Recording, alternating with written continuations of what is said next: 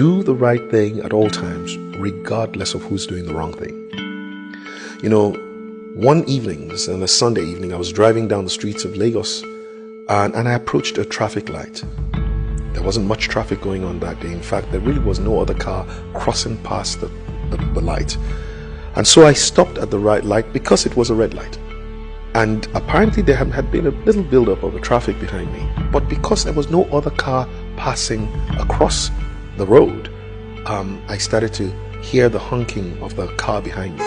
I peeped into my rear view mirror and there was a beautiful Jeep, and this lady who was driving it was honking and telling me, literally signaling with her hand, go, go, go. Of course I wasn't going to go. I wouldn't go, even if I could, but I wouldn't. And finally, when the light turned green and we turned onto another major intersection, this lady drove up behind me and she started to frantically, as she wound down her glass, said to me in a language that I understand, Yoruba, "Ori owe, ori owe."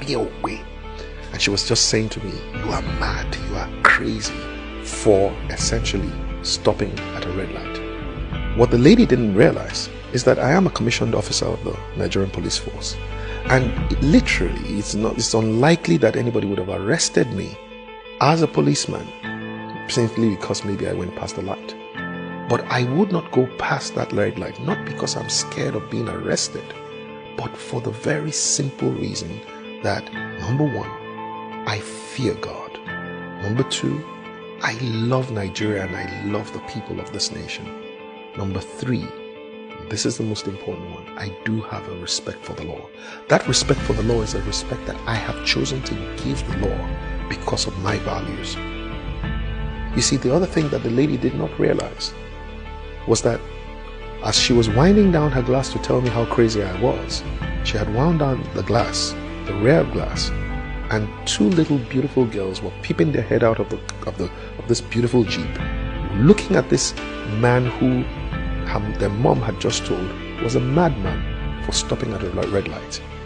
And you see, basically what had happened was they had just gone through their first driving lesson, 5-year-old and 8-year-old girl, and they just learned from their mom that anyone who stops at a red light is crazy. This is essentially how we have confused a generation. And I'm sure you know that there was a time when there was a generation that knew what was right from wrong and chose to do what was right. And somehow they passed on the wrong signal to the next generation. Once that generation got confused, they started to look at what was right and look at what was wrong and called what was wrong all right.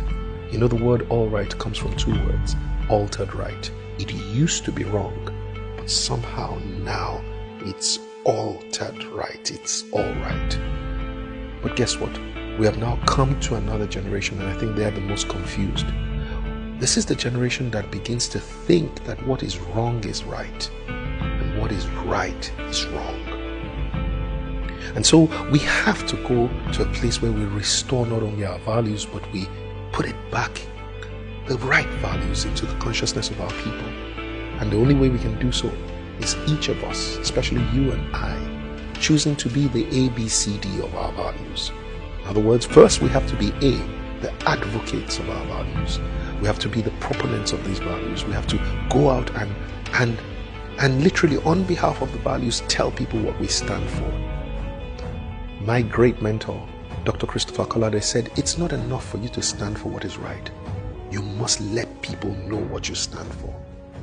But then, apart from being an advocate, we have to become believers and behavers of our values. In other words, don't just say what you believe, behave in accordance with your beliefs.